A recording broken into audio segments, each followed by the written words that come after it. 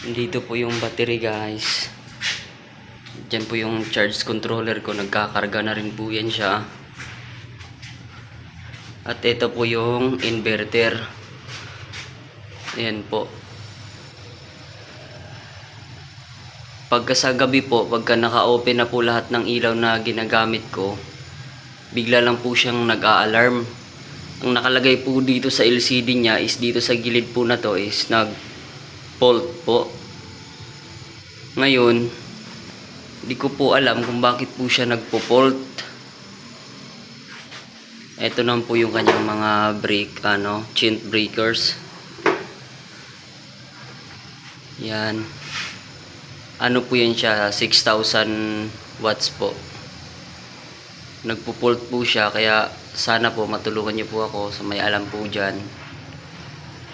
Pa-comment na lang po kung ano po yung dahilan. Thank you.